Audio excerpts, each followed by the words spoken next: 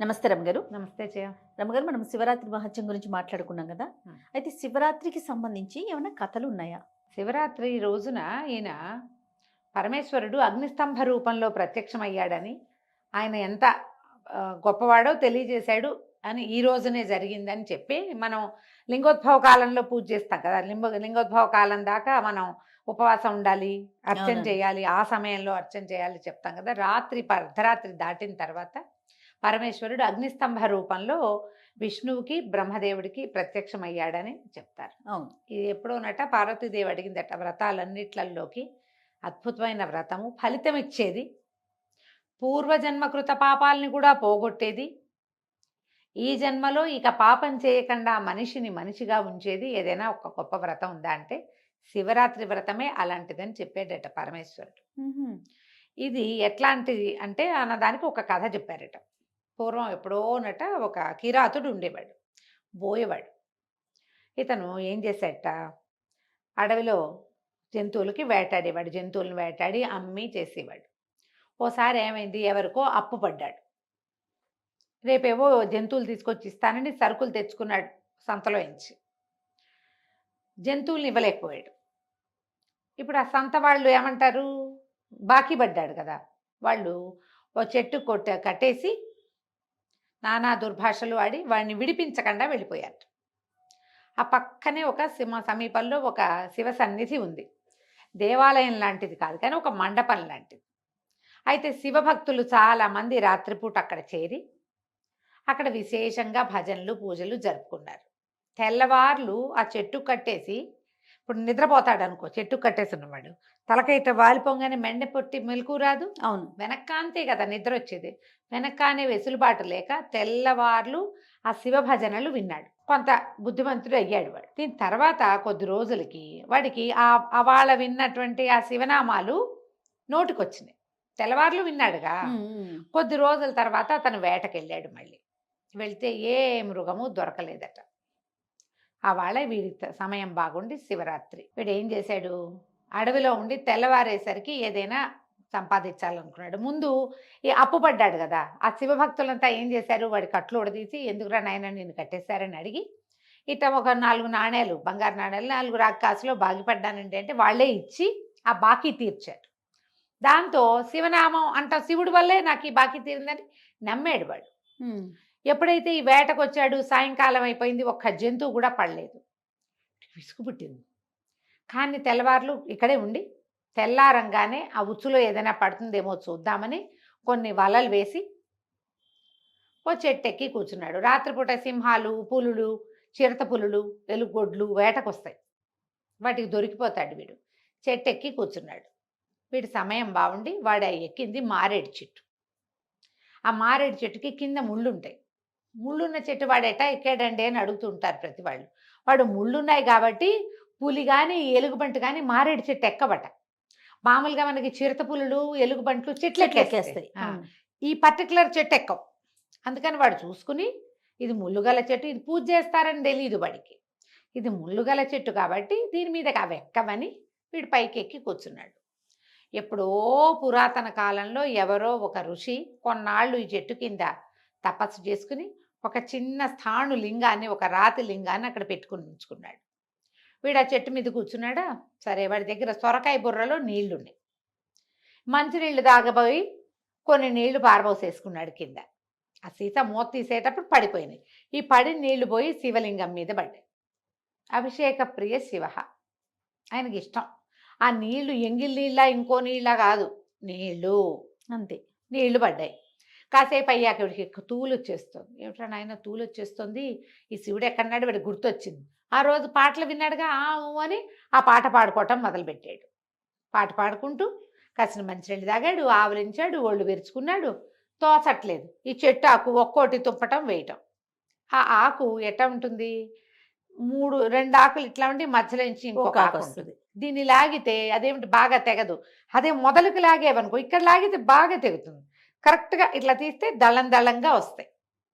ఓ దళం తీయటం, కింద వేయటం తోచక ఓ రెమ్మ విరిచాడు. కాసేపు దాన్ని ఇటా ఇటా అన్నాడు. తర్వాత ఏం చేశాడు, ఒక్కొక్కటి తీయటం మొదలుపెట్టాడు. మనకు కూడా తోచకపోతే పిల్లలు చేస్తారు. అవును. ఈ ఆకులన్నీ, మారేడు దళాలన్నీ వెళ్ళి ఆ శివలింగం మీద పడ్డాయి. వీడు పాట ఒకటి పాడుకుంటున్నాడుగా, శివుడు శివుడు పాట పాడతాడు. శివుడు ఏమీ పడనివ్వలేదు, ఒక్క జంతువు దొరకలేదు, ఒట్టిగా శివుడు శివుడు అంటున్నాడు. శివుడు దేవుడే కాదు అని నిందాస్తుతి కూడా చేస్తున్నాడు. దేవుడైతే నాకు దొరక్కపోయేదా? ఏ పాట పాడినా ఒకటే. అవాళ ఈ పాట పాడడం వల్ల అప్పులు తీరినాయి, కట్లు విడినాయి అని నేను నమ్మాను. కానీ ఇప్పుడు మన పని ఎక్కడవుతోంది అనుకుంటూ కాసేపు నిందిస్తున్నాడు, కాసేపు స్తుతిస్తున్నాడు, మధ్య మధ్యలో ఆకులు దూస్తున్నాడు, పోస్తున్నాడు. ఆహారం లేదు, మంచినీళ్ళు తప్ప. ఉపవాసం. కిందుంటే జంతువులు పట్టుకుంటాయేమోనని చెట్టెక్కాడు. నిద్ర పడితే కింద పడిపోతానేమోనని నిద్రపోకుండా ఉన్నాడు, జాగారం. తర్వాత ఈ మన సొరకాయలో ఉన్నటువంటి, సొరకాయ బుర్రలో ఉన్న నీళ్ళెత్తి శివలింగం మీద పోసాడు, అభిషేకం. ఆకులు కోసి, బిల్వాలు కోసి వాటి మీద శివలింగం మీద పడేస్తున్నాడు, అర్చన. మధ్య మధ్యలో వాడికి నోటికొచ్చిన స్తోత్రాలు కూడా చదువుకుంటున్నాడు. ఇప్పుడు చేయవలసినవి ఏమిటి? శివరాత్రి అభిషేకం చేయాలి, ఉపవాసం చేయాలి, జాగారం చేయాలి, అర్చన చేయాలి, స్తుతి చేయాలి. 5 క్రియలు అయిపోతున్నాయి. తెల్లవారేసరికి వాడికి ఎంత సంతోషంగా అనిపించిందో. ఎందుకు? వీడు చెట్టు దిగి వచ్చేసరికల్లా వాడు పెట్టిన ఉచ్చులో ఒక లేడి చిక్కుకున్నది. శివుడిని బోళ్ళంతా స్తుతించాడు, శివ శివ అని పాడుకున్నాడు. ఆహాహా, శివుడి వల్ల కదా దొరికిందని. ఆ లేడి దగ్గరికి వెళ్ళేసరికి దాన్ని కొడదామనుకున్నాడు ఒక దెబ్బ. చూస్తే అది నిండు చూలాలు కడుపుతో ఉంది ఆ లేడి. ఇక దగ్గరికి వెళ్ళేసరికి కొట్టద్దు కొట్టద్దు, నన్ను వదిలిపెట్టేసేయని మానవ భాషలో మాట్లాడింది. తెల్లబోయాడు. ఎవరు నువ్వు? మనిషిలాగా ఎట్టా మాట్లాడుతున్నావంటే, నేను రంభ అని నా పేరు, నేను పరమేశ్వరుడి చుట్టుపక్కల పరిచారికని, ఆ ప్రాంతంలో ఆయన కైలాసంలో ప్రమథగణాల దగ్గర అంతా పరిచారికని. హిరణ్యాక్షుడు అనే ఒక రాక్షసుడి మీద మనసు పడి శివారాధనలో కొంచెం అలసత్వం వహించానని, ఈ లేడిగా అయిపోండి మీ ఇద్దరు అని శపించాడు పరమేశ్వరుడు. నేను లేడిగా పుట్టాను, నా భర్త కూడా ఇక్కడే ఉన్నాడు, నేనేమో ఇప్పుడు గర్భవతిని, నన్ను కొట్టి చంపేశామనుకో పొట్టలో పిల్ల కూడా చచ్చిపోతుంది. నేను ఒక పని చేస్తా, నన్ను కట్లు ఉడదీసి నేను ఎక్కడ ఉంటున్నామో అక్కడికి వెళ్ళి పిల్లని ప్రసవించి నిండు నెలలు కనేస్తాను, పిల్లని అక్కడ ప్రసవించి నేను నీ దగ్గరికి వస్తాను, అప్పుడు కొట్టి చంపేద్దుగా అనేసరికి అర్థం కాలే. నమ్మచ్చో నమ్మకూడదో తెలియలే, కానీ నమ్మాడు. వదిలిపెట్టాడు. కానీ వదిలిపెట్టాడని ఎందుకు వదిలిపెట్టాను? చేతికి చిక్కిన దాన్ని వదిలిపెట్టాను. ఇప్పుడు నేను శివుడిని ఎట్టా అంటాను? ఆహారం కావాలి, ఆకలిస్తోంది, ఇంట్లోకి డబ్బు అవసరం, సంసారానికి డబ్బు కావాలి, లేడి దొరికింది, శివుడే పట్టించాడు అనుకున్నా. ఇప్పుడు శివుడే నా వదిలిపెట్టించినవాడు అని ఆలోచిస్తున్నాడు. ముందుకెళ్ళేసరికల్లా ఇంకో మొగలేడి, ఆడలేడి కనపడ్డాడు. ఇవెవరు? ఈ కడుపుతో ఉన్న లేడి తాలూకు భర్త, దాని సవితి. ఓహో. అక్కడి నుంచి వీడు బోయవాడిని చూసేసరికల్లా బెదిరినాయి, కానీ వీడు చంపుతానని బెదిరించాడు. ఆగిపోయినాయి. వీడిని తీసుకెళ్ళదు, నన్ను తీసుకెళ్ళమంటుంది ఆడది, దాన్ని వద్దు నన్ను తీసుకుపోమంటాడు మొగలేడి. వాళ్ళ మధ్య పరస్పరం ఉన్న ప్రేమను చూసేసరికి వీడికి ఆశ్చర్యంగా ఉంది. ఇంతలో ఏమైంది? ఆ ముందు లేడి కనటానికి వెళ్తున్నానందే అది పిల్లని ప్రసవించి మళ్ళీ వెనక్కి వస్తే కాదు బాలింతరాలు, దీన్ని ఎట్లా చంపుతావు? దీన్ని చంపితే ఆ పిల్లకి ఆహారం ఎట్లా? పుట్టిన పిల్లకి పాలొద్దా? దాన్ని కాదు నన్ను చంపమని రెండోది, వీళ్ళని చంపద్దు నన్ను చంపమని మొగుడు. ఆ మూడింటిని చూసేసరికల్లా అతనికి చాలా ఇదైపోతుంది. ఒక లేడీ అసలు ఇలాంటి ఇదేమిటి అని వాడు చాలా దుఃఖపడతాడు. దుఃఖపడి శివస్తుతి మళ్ళీ చదువుకుంటాడు. ఎప్పుడైతే ఈ 3 లేడ్లు ప్రాణం వదలటానికి సిద్ధపడిపోయినాయో ఆకాశం నుంచి పుష్పవృష్టి కురుస్తుంది, వీడికి మోక్షం వస్తుంది. ఆ శివరాత్రి చేసినటువంటి దీనివల్ల జంతువుల భాష తెలుసుకున్నాడు. క్రూరుడైన వాడు మెతగ్గా మారిపోయాడు. వాడికి కావలసిన ఆహారం వాడికి లభించినా వాడు తీసుకోవాలి. అట్లాంటి మార్పు వస్తుంది శివరాత్రి వ్రతం చేసిన వాళ్ళకి. ఈ కథ చెప్పబడుతుంది. ఇప్పుడు ఈ కథకి పూర్వగాథ మనం ఏం చెప్పుకున్నాం? బ్రహ్మ విష్ణువు ఇద్దరు ఎవరు నువ్వు గొప్ప నేను గొప్ప అని మాట్లాడుకుంటుంటే, మన ఇద్దరిలో ఎవరు గొప్పవాళ్ళు అని ఆలోచిస్తున్నప్పుడు ఈ విష్ణువు పరమేశ్వరుడు అగ్నిస్తంభ రూపంలో ప్రత్యక్షమయ్యాడు. ఈ స్తంభం ఎవరు? దీని ఆద్యంతం లింగ రూపంలో ఉంది. ఆద్యంతాలు తెలుసుకోవడానికి పైకొకళ్ళు కిందకొకళ్ళు ప్రయాణం చేశారు. కింద దాకా వెళ్ళాడు విష్ణువు తవ్వుకుంటూ. ఎంత కిందకెళ్ళినా ఆయనకి కనపడల లోతు. రెండో భాగం కనిపించల అంచు. అంచు కనపడలేదు అని వెనక్కి వచ్చాడు. బ్రహ్మదేవుడు పైకి వెళ్తున్నాడు. ఎంత వెళ్ళినా ఏమీ లేదు. అయితే ఏమైంది, ఒక ఆవు మొగలి పువ్వు వస్తున్నాయి కిందకి. అది బహుశా పైకి వెళ్తే దేవతలు పెట్టిన మొగలి పువ్వే పడిపోయింది. ఆ మొగలి పువ్వు ఆవు దిగొస్తోంది. సురభి, అదే మన కామధేనువు లాంటిది అనుకో, కామధేనువు వస్తుంటే అడిగాడు బ్రహ్మదేవుడు. దీని చివరి చూసారంటే మేము చూడలేదన్నారు. అయితే ఈయన ఏం చెప్పాడు, ఇక్కడ సాక్ష్యం చెప్పండి, చూశానని చెప్పండి, నేను చూశానన్న సాక్ష్యం అని చెప్పి వీళ్ళని తీసుకొచ్చాడు. విష్ణువు బ్రహ్మదేవుడు ఎదురు బదురు పడ్డారు. విష్ణుమూర్తి చెప్పాడు, నేను ఈ శివలింగం తాలూకు కింది భాగాన్ని నేను చూడలేకపోయాను, నాకు తెలియలేదు అని చెప్తే, బ్రహ్మదేవుడు నేను పై భాగాన్ని చూశాను, ఇదిగో ఈ మొగలి పువ్వు సాక్ష్యం, ఇదిగో ఈ ఆవు సాక్ష్యం అంటే, మొగలి పువ్వు అవునని ఊపింది. పొత్తి కదా, సరేనంది.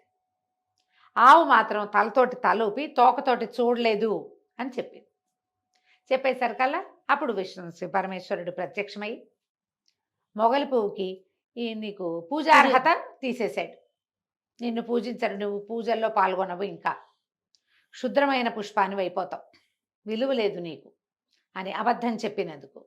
కానీ గోవు తలతో అవునని తోకతోటి కాదంది కాబట్టి, తోకతో నిజం చెప్పింది కాబట్టి, గో ముఖం చూడటం బదులు గో పృష్ఠాన్ని చూస్తే మంచిది. వెనక భాగమే గోవుకి ముఖ్యం. గోవు పొదుగు వెనక భాగాలు వెనకాలే ఉంటాయి, తోక తర్వాత. అందుకని గోపంచితము, గోమయము, గోక్షీరము అవన్నీ చాలా శ్రేష్ఠవి. వెనక భాగానికే నమస్కారం చేయాలి, అదే పవిత్రమైనదిగా చెప్పి, ఇలా బ్రహ్మదేవుడు అబద్ధం చెప్పాడు, విష్ణువు నిజం చెప్పాడు కాబట్టి తనతో సమానమైన వాడినిగా విష్ణువుని సంభావించాడు పరమేశ్వరుడు.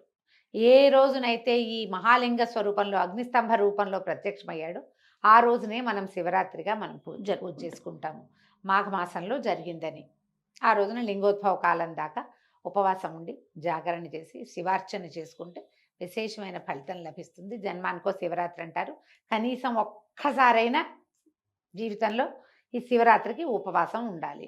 ఏటా ఉండేవాళ్ళు ఉంటారు చాలామంది, వేల కొద్ది లక్షల కొద్ది ఉంటారు. ఎప్పుడు ఉండని వాళ్ళు ఓసారైనా ఓపిక చేసుకుని జాగరణో ఉపవాసమో శివార్చనో ఏదో ఒకటి చేసుకుంటే ఫలితం లభిస్తుంది. ఈ ముందు చెప్పుకున్న కిరాతుడి కథనే ఈ శివరాత్రి కథల్లో ముఖ్యంగా చెప్పుకుంటారు. నమస్తే. నమస్తే జయ.